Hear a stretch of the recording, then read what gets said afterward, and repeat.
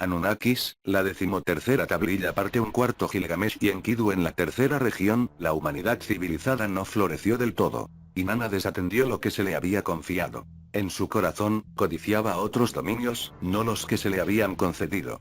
Cuando, en la cuenta de 1000 años, se le retiró la realeza a Uruk-hai, ¿quién hubiera previsto la calamidad que iba a acontecer al final del siguiente milenio? ¿Quién hubiera prevenido el desastre? ¿Quién podía predecir que, en menos de un tercio de Shar, iba a caer una calamidad desconocida?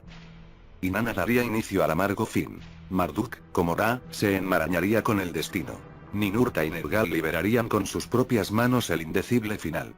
¿Por qué Inanna no se quedó satisfecha con los dominios que se le habían concedido? ¿Por qué siguió sin perdonar a Marduk? Viajando entre Uruk-hai y Arata, Inanna no se sentía gratificada, estaba inquieta. Todavía lloraba a su amado Dumuzi, su deseo de amor seguía sin apagarse.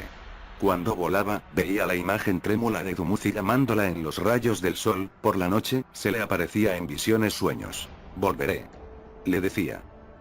Él le prometía las glorias de sus dominios en la tierra de los dos estrechos. En el recinto sagrado de Uruk-hai, Inanna estableció una casa para el placer nocturno. A este Higuno atraía con engaños y dulces palabras a los jóvenes héroes en la de sus bodas. Les prometía larga vida y un dichoso futuro. Ella imaginaba que su amante era Dumuzi. A la mañana siguiente, a todos se les encontraba muertos en la cama de Inanna. Fue entonces cuando el héroe Banda, al que se le había dado por muerto, regresó a Uruk-hai vivo. Banda había regresado de entre los muertos por gracia de Utu, de cuya simiente era. Milagro. Milagro.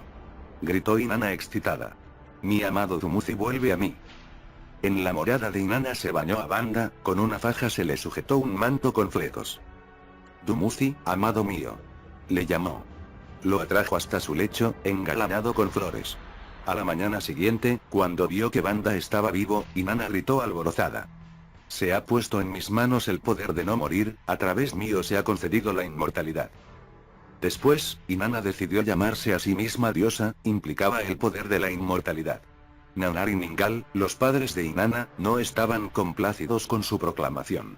Enlil y Ninurta quedaron desconcertados con las palabras de Inanna. Utu, su hermano, quedó pensativo. No es posible revivir a los muertos. Se dijeron entre sí Enki y Ninarsak. En las tierras de Ki-Enji, el pueblo alababa la buena fortuna que tenían. Los dioses están entre nosotros, ellos pueden abolir la muerte. Así se decían unos a otros entre el pueblo. Banda sucedió a su padre en Merkar en el trono de Uruk-hai. Lugal, hombre grande, fue su título. La diosa Nisun, de la simiente de Enlil, le tomó para que fuera su esposo. El héroe Gilgamesh, hijo de ambos, siguió a Lugal Banda en el trono de Uruk-hai.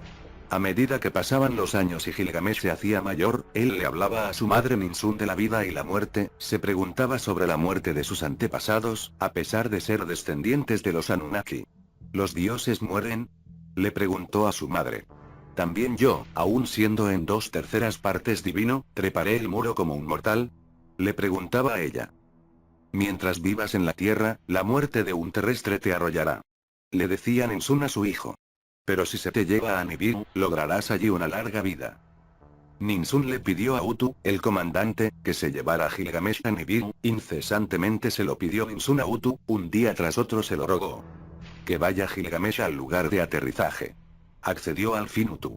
Para guiarle y protegerle, Ninarsak elaboró un doble de Gilgamesh. Enkidu, como por Enki creado, se le llamó, no era nacido de vientre, no tenía sangre en sus venas. Gilgamesh viajó con su camarada Enkidu hasta el lugar de aterrizaje. Utu supervisó su progreso con oráculos. En la entrada del bosque de cedros, un monstruo que escupía fuego les bloqueó el camino. Con trucos consiguieron confundir al monstruo, lo rompieron en pedazos. Cuando encontraron la entrada secreta a los túneles de los Anunnaki, les desafió el toro del cielo, una criatura de milímetros de sufridos mortales. El monstruo les persiguió hasta las puertas de Uruk-hai.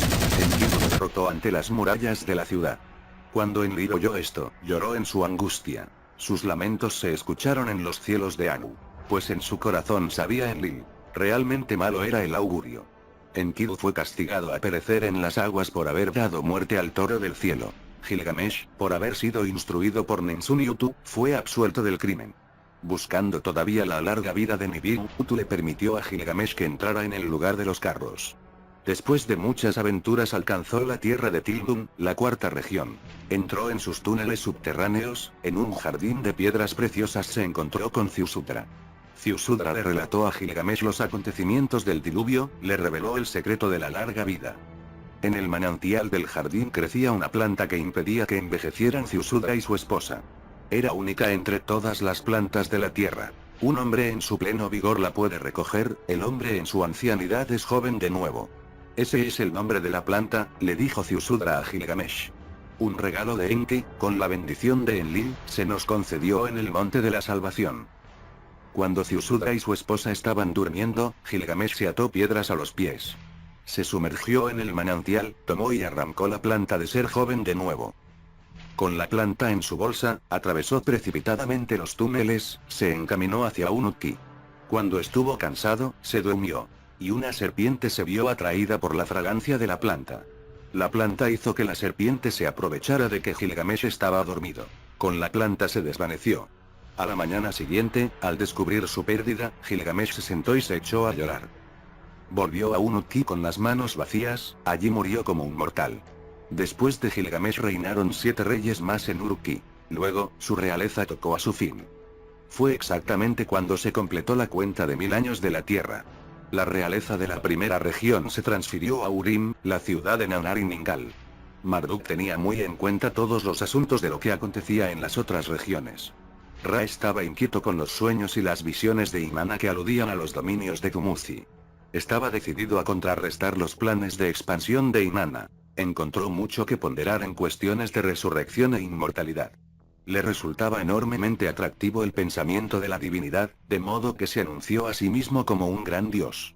Ra se enfureció por lo que se le había permitido a Gilgamesh, en buena medida un terrestre, pero estimó un camino más hábil con el cual conservar la lealtad de los reyes y del pueblo. Si a los semidioses se les muestra el pórtico hacia la inmortalidad, que se le aplique a los reyes de mi región. Así se dijo Marduk, conocido con el nombre de Ra en la segunda región. Que los reyes de mi región que sean descendientes de Neteru, viajen a Nibiru en la otra vida. Esto decretó Ra en su reino.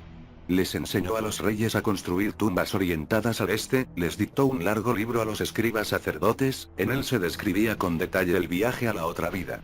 En el libro se contaba cómo llegar al Duat, el lugar de los barcos celestiales, cómo, desde allí, por medio de una escalera al cielo, viajar hasta el planeta imperecedero, de la planta de la vida comer, beber hasta la saciedad de las aguas de la juventud. Ra les habló a los sacerdotes de la llegada de los dioses a la tierra, el oro es el esplendor de la vida. Les dijo. Es la carne de los dioses. Dijo Ra a los reyes. Dio instrucciones a los reyes para hacer expediciones al Akzu y a los dominios inferiores para obtener oro. Cuando los reyes de Ra conquistaron por la fuerza de las armas tierras que no eran suyas, invadió los reinos de sus hermanos, hizo nacer y crecer en ellos la ira. ¿Qué está tramando Marduk?, se preguntaban los hermanos entre sí, ¿que viene a pisotearnos? Apelaron a su padre Enki. Ata, su padre, Ra no escuchó. Ra ordenó a los reyes de Magan y Melua que capturaran todas las tierras adyacentes, el plan de su corazón era ser el señor de las 4 regiones. La tierra es mía, para que la gobierne. Así, inflexiblemente, le habló a su padre. Anunnakis, la 13ª tablilla parte 2, 4. El final de la era de Enlil, ha llegado. Viene ahora el relato de cómo Marduk declaró su propia supremacía y construyó Babili, y de cómo Inanna, al mando de reyes guerreros, hizo correr la sangre y permitió sacrilegios. Después de que se transfiriera la realeza desde Uruk-ki a Urim, Nannar y Ningal sonrieron sobre el pueblo. Como correspondía a su rango de 30, a Nannar se le adoraba como dios de la luna. Decretó 12 festividades cada año, al igual que el número de meses de la luna en un año, a cada uno de los 12 grandes Anunnaki se le dedicó un mes y su festividad.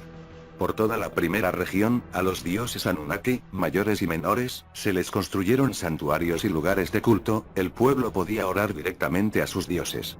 En la primera región, la civilización de Ki-Engi se difundió a las tierras vecinas, en las ciudades del hombre se designó a los gobernantes locales como pastores justos. Artesanos y granjeros, pastores y tejedores, intercambiaban sus productos por todas partes, se decretaron leyes de justicia, se honraron contratos de comercio, de desposorios y de divorcio. En las escuelas, los jóvenes estudiaban, los escribas tomaban nota de himnos, proverbios y sabiduría. Había abundancia y felicidad en las tierras. También había disputas y usurpaciones. Mientras tanto, Inanna vagaba con su nave celeste de tierra en tierra. Cerca del mar superior retozaba con Utu. Fue a los dominios de su tío Iskurkur, Dudu, amado, le llamaba. Inanna le tomó cariño a las gentes que vivían en la llanura superior de los dos ríos. Le resultaba agradable el sonido de su lengua, aprendió a hablar su lenguaje.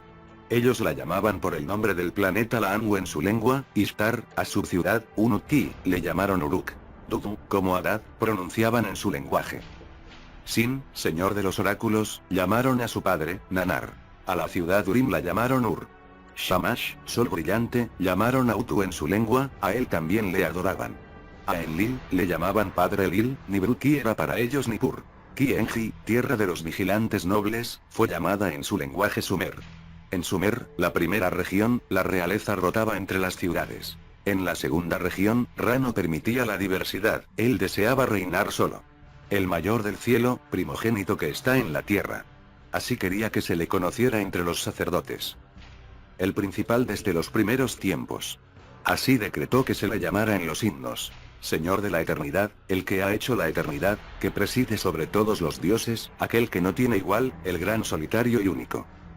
Así se situaba a sí mismo Marduk, como Ra, por encima de todos los demás dioses, por sí mismo se asignaba sus poderes y atributos. Soy como Enlil en cuanto a señorío y decretos, como Ninurta en la alzada y el combate. Como Adad por el rayo y el trueno, como Nanar por iluminar la noche. Como Utu soy Shamash, como Nergal reino sobre el mundo inferior. Como Gibil, conozco las profundidades doradas, de donde cobre y plata vienen. Como Ninjishcida mando sobre los números y su cuenta, los cielos hablan de mi gloria.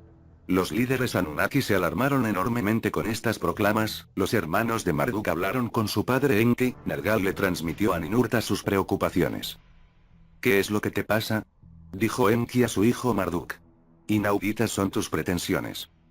Los cielos hablan de mi supremacía. Le respondió Marduk a su padre Enki. El toro del cielo, signo de la constelación de Enlil, ha sido muerto por su propio descendiente, en los cielos, la era del carnero, Miera, está llegando, los augurios son inequívocos. En su morada, en Eridu, Enki examinó el círculo de las 12 constelaciones, en el primer día de la primavera, el comienzo del año, se observó atentamente el amanecer. Aquel día se elevó el sol en las estrellas de la constelación del toro. En Nibruki y en Urim, Enlil y Nanar hicieron las observaciones, en el mundo inferior, donde había estado la estación de instrumentos, Nergal atestiguó los resultados. El tiempo del carnero todavía es remoto, sigue siendo la era del toro de Enlil. En sus dominios, Marduk no se ablandaba en sus afirmaciones. Nabu le ayudó, no envió a sus emisarios a los dominios, para anunciar a la gente que su tiempo había llegado. Los líderes Anunnaki apelaron a Ninjishcida, cómo enseñar al pueblo a observar los cielos. En su sabiduría, Ninjishcida diseñó estructuras de piedra, Ninurta e Ishkur le ayudaron a erigirlas. En las tierras pobladas, cerca y lejos, le enseñaron a la gente cómo observar los cielos, le mostraron a la gente que el sol seguía saliendo en la constelación del toro. Enki observaba con pesar estos acontecimientos, valoraba de qué forma el hado le estaba dando un giro imprevisto al orden legítimo. Después de declararse a sí mismos dioses, los Anunnaki se han hecho dependientes del apoyo de la humanidad. En la primera región, los Anunnaki decidieron unificar las tierras bajo un único líder, deseaban un rey guerrero. Se le confió a Inanna, la adversaria de Marduk, la tarea de encontrar al hombre adecuado. Inanna le indicó a Enlil a un hombre fuerte al cual había conocido y amado que en sus viajes, Arbakad, comandante de 4 guarniciones, era su padre, su madre era una suma sacerdotisa. Enlil le dio cetro y corona, Sharrukin, regente justo, le designó Enlil. Como una vez se hiciera en Nibiru, se fundó una nueva ciudad corona para unificar las tierras, Agaré, la ciudad unificada, la llamaron, no lejos de Kisi estaba ubicada.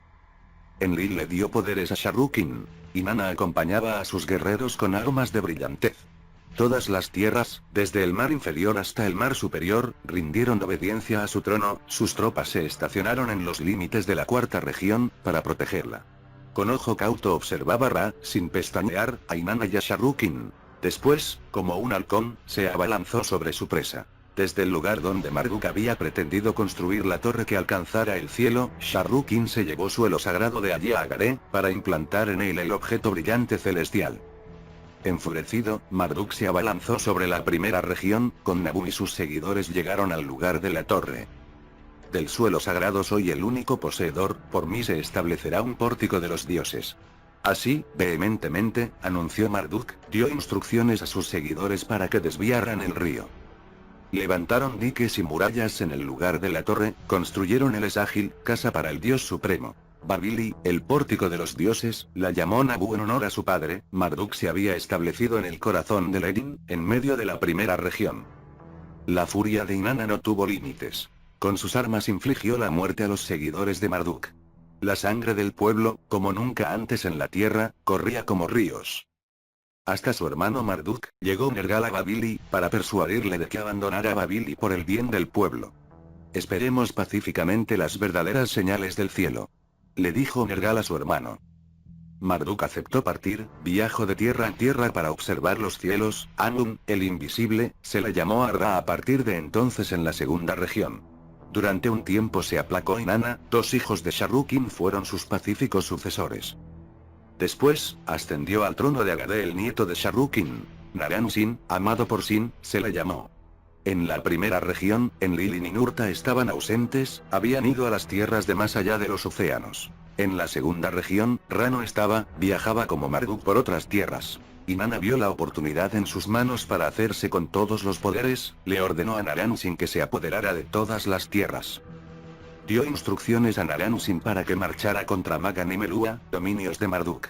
Naran-Sin cometió el sacrilegio de cruzar la cuarta región con un ejército de terrestres, invadió Magan, intentó entrar en el sellado Ekur, casa que como una montaña es. Enlil se enfureció con sus sacrilegios y sus transgresiones. Lanzó una maldición contra Naran-Sin y Agade. Naran-Sin murió por la picadura de un escorpión, por mandato de Enlil fue aniquilada Agade. Esto sucedió en la cuenta de 1500 años de la Tierra.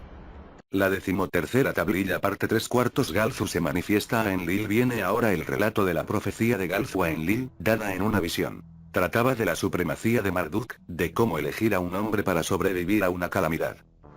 Después que Marduk se convirtiera en Amdum, se desintegró la realeza en la segunda región, reinaron el desorden y la confusión. Después de que Agade fuera aniquilada, en la primera región reinaron el desorden y la confusión. En la primera región, la realeza estaba sumida en el desconcierto, se trasladaban de las ciudades de los dioses a las ciudades del hombre, Unut-Ki, Lagash, Urim y Kish, y Sin y lugares más lejanos, la realeza fue cambiando. Después, Enlil, tras consultar con Anu, depositó la realeza en manos de Nanar. Por tercera vez se concedió la realeza a Urim, en cuyo suelo seguía implantado el divino objeto brillante celestial. En Urim, Nanar designó como rey a un pastor justo de hombres, su nombre era Ur-Nammu. Ur-Nammu estableció la igualdad en las tierras, hizo poner fin a la violencia y los conflictos, en todas las tierras fue abundante la prosperidad. Fue en aquel tiempo que, durante la noche, Enlil tuvo una visión. Se le apareció la imagen de un hombre, era brillante y resplandeciente como los cielos. Se aproximó y se quedó de pie junto al lecho de Enlil, entonces reconoció Enlil a Galzu, el del cabello blanco. Sostenía en la mano izquierda una tablilla de lapislázuli, en ella estaban dibujados los cielos estrellados. Los cielos estaban divididos en los 12 signos de las constelaciones, Galzu los señalaba con la mano izquierda. Galzu dejó de indicar al toro para señalar al carnero. 3 veces repitió el movimiento. Después, en la visión sueño, Galzu habló y le dijo a Enlil. El tiempo justo de la benevolencia y de la paz vendrá seguido por la fechoría y el derramamiento de sangre. El carnero de Marduk sustituirá al toro de Enlil en 3 porciones celestiales, el que asimismo se ha declarado como Dios supremo se apoderará de la supremacía en la tierra. Por decreto del Hado, sucederá una calamidad como nunca ha ocurrido. Como en los tiempos del diluvio, hay que elegir a un hombre justo y digno, por él y por su simiente se preservará la humanidad civilizada, tal como pretende el creador de todo. Así dijo Galzu, el emisario divino, a Enlil en la visión sueño. Cuando Enlil despertó de la visión sueño nocturna, no había ninguna tablilla junto a su lecho. ¿Era un oráculo del cielo, o lo he imaginado todo en mi corazón? Se preguntaba Enlil a sí mismo. No le contó la visión sueño a ninguno de sus hijos, Nanar entre ellos, ni a Enlil. Entre los sacerdotes, en el templo de Nibiru-Ki, Enlil inquirió sobre sabios celestiales, el sumo sacerdote le indicó a Tiru, un sacerdote oracular. Era descendiente de Iberu, nieto de Arbakad, pertenecía a la sexta generación de sacerdotes de Nibiru-Ki, estaban casados con las hijas reales de los reyes de Urim. Ve al templo de Nanar en Urim, observa el tiempo celestial en los cielos. 72 años de la tierra es la suma de una porción celestial, toma cuidadosa nota del paso de 3 de ellas. Así le dijo Enlil a Tiru, el sacerdote, le hizo contar el tiempo profetizado. Mientras Enlil reflexionaba sobre la visión sueño y sus portentos, Marduk iba de tierra en tierra. A la gente le iba hablando de su supremacía, ganar seguidores era su objetivo. En las tierras del mar superior y en las tierras de la frontera de Ki-Enji, Nabu, el hijo de Marduk, iba incitando al pueblo. Su plan era apoderarse de la cuarta región. Hubo enfrentamientos entre los habitantes del oeste y los habitantes del este, los reyes formaron huestes de guerreros, las caravanas dejaron de discurrir, se levantaron las murallas en las ciudades. Está ocurriendo lo que Galzu predijo. Se dijo Enlil a sí mismo. Enlil puso su mirada sobre Tiru y sus hijos, descendientes de digno linaje. Este es el hombre a elegir, el que indicara Galzu. Se dijo Enlil a sí mismo. A Nanar, sin revelarle la visión sueño, le dijo Enlil. En la tierra entre los ríos, de donde vino Arbakad, funda una ciudad como Urim, sea para ti y para Ningalu una morada hogar lejos de Urim. En su mitad, erige un santuario templo, y pon a su cargo al príncipe sacerdote Tiru. Ateniéndose a la palabra de su padre, Nanar fundó la ciudad de Harán en la tierra de Arbakad. Para que fuera sumo sacerdote en su santuario templo envió a Tiru, y a su familia con él. Cuando se completaron 2 porciones celestiales de las 3 profetizadas, Tiru fue a Harán. En aquel tiempo, Urnamu, la alegría de Urim, cayó de su carro y murió en las tierras occidentales. Su hijo Shulgi le sucedió en el trono de Urim. Shulgi estaba lleno de vileza y de ansia de batallas. En Nibiru-Ki, él mismo se ungió sumo sacerdote, en Uruk-Ki buscó los gozos de la Gurba de Inanna. Enroló en su ejército a guerreros de las tierras montañosas, no obligados a Nanar, con su ayuda, invadió las tierras occidentales e ignoró la santidad del centro de control de misiones. En la sagrada cuarta región puso su pie, rey de las 4 regiones se declaró a sí mismo. Enlil se enfureció por las profanaciones, Enki y Enlil hablaron sobre las invasiones. Los soberanos de tu región han sobrepasado todos los límites. Le dijo con acritud Enki a Enlil. Marduk es la fuente de todos los problemas. Replicó Enlil.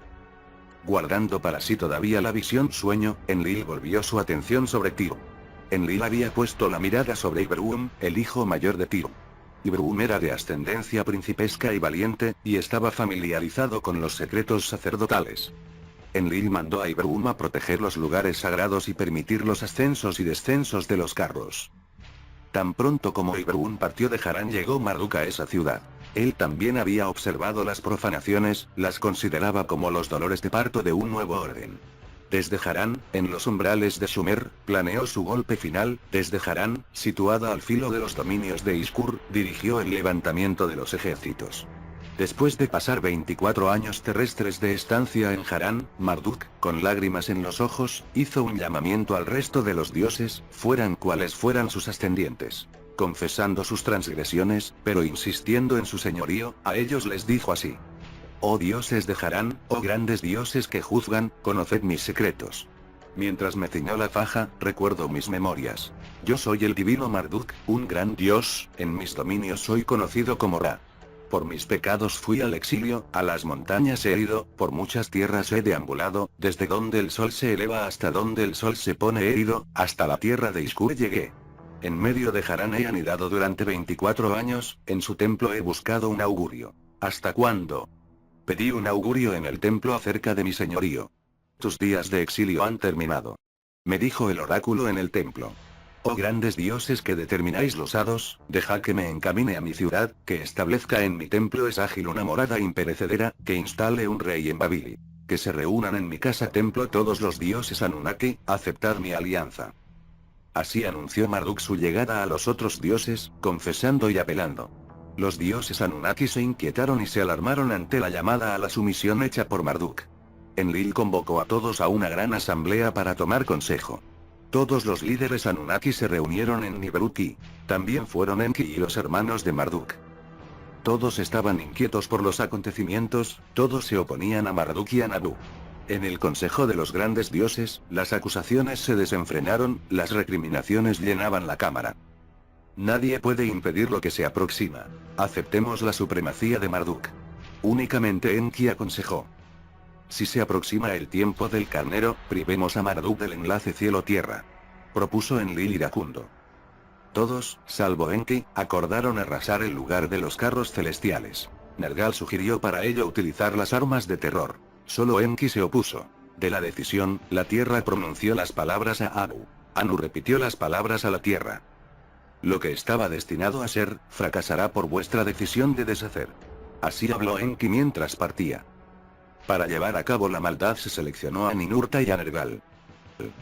La 13ª tablilla parte 4, Las armas del terror. Viene ahora el relato de cómo Hado o destino llevó, como paso a paso, alguno dado en tiempos ya olvidados, a que sucediera la gran calamidad.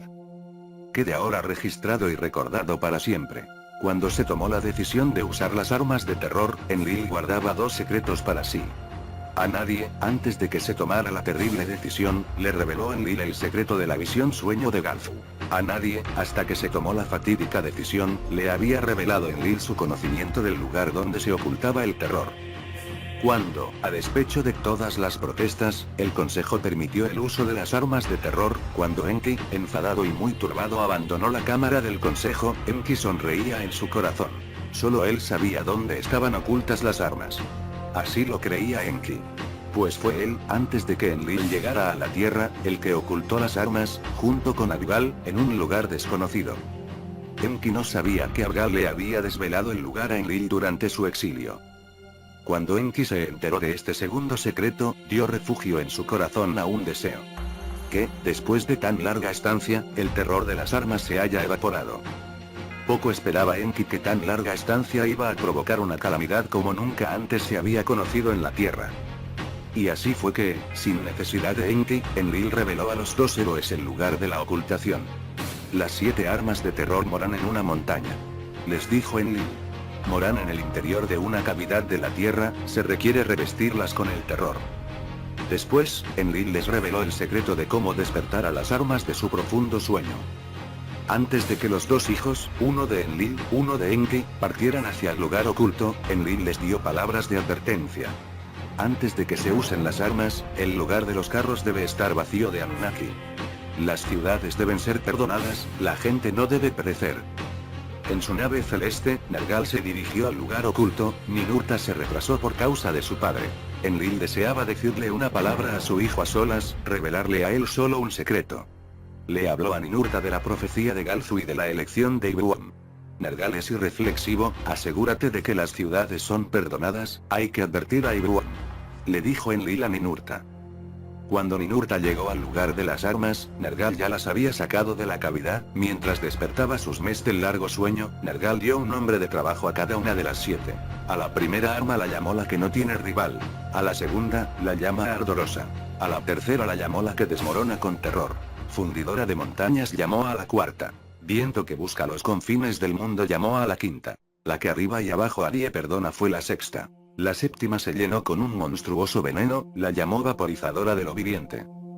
Con la bendición de Anu se les dieron las 7 a Nergal y a Ninurta, para con ellas causar la destrucción. Cuando Ninurta llegó al lugar de las armas de terror, Nergal estaba dispuesto para destruir y aniquilar.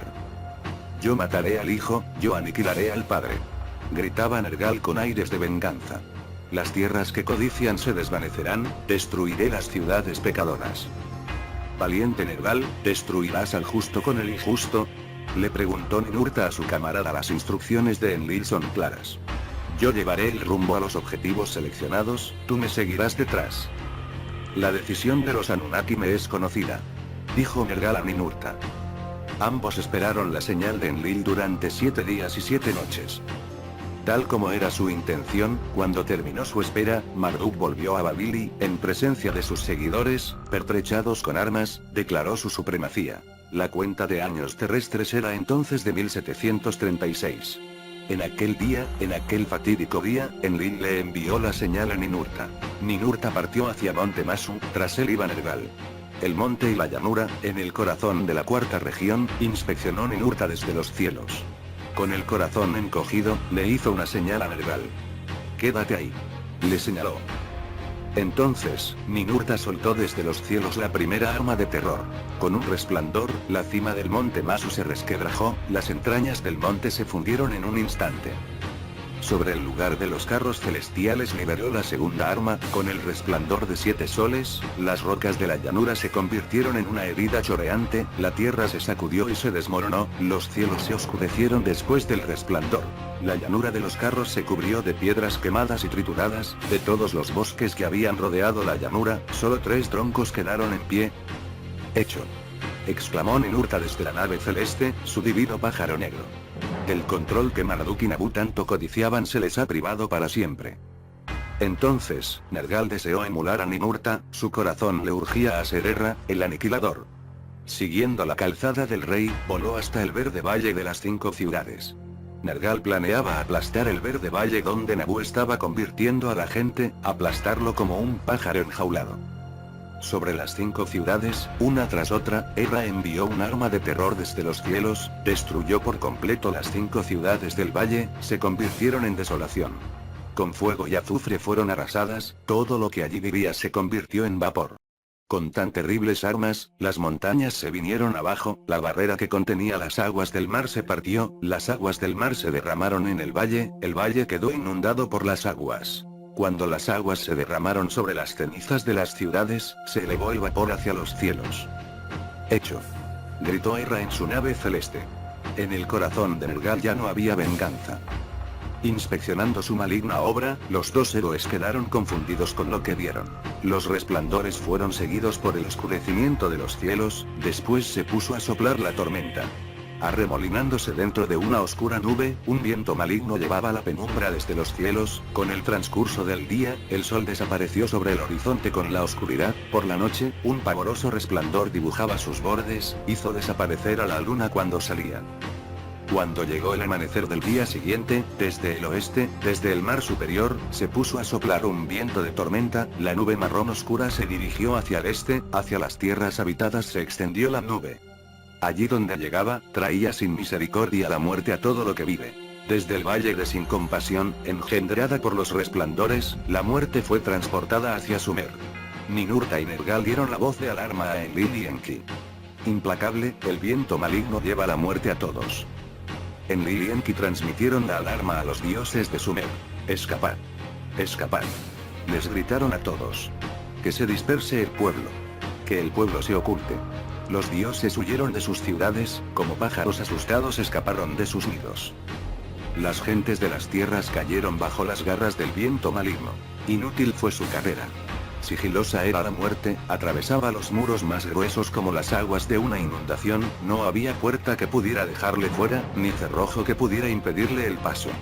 Aquellos que, detrás de puertas cerradas, se ocultaron dentro de sus casas, como moscas cayeron, aquellos que huyeron a las calles, en las calles amontonaron sus cadáveres. Los pechos llenos de esputos y flemas, las bocas rebosantes de saliva y espuma. Cuando el viento maligno atrapaba a la gente sin ser visto, sus bocas se empapaban en sangre.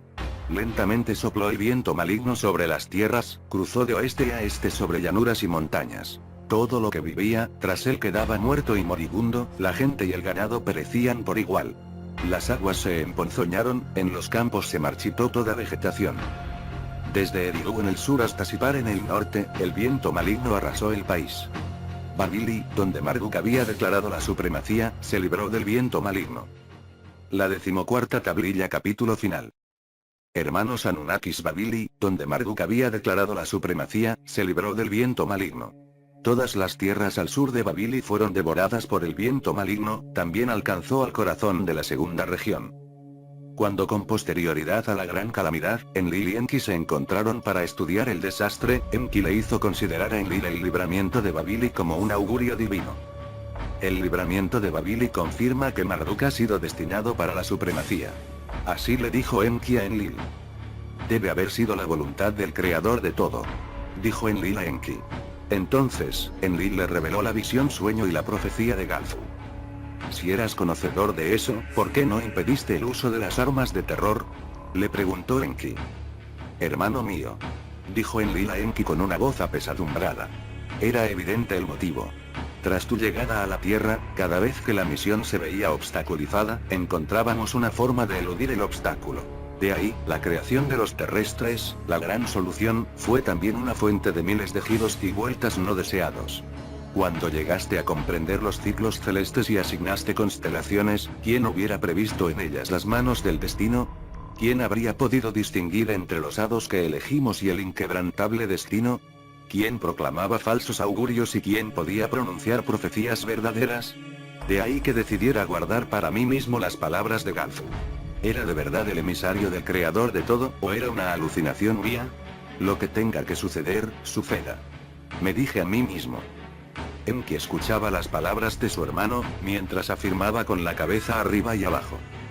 La primera región está desolada, la segunda región está sumida en la confusión, la tercera región está herida, el lugar de los carros celestiales ya no existe.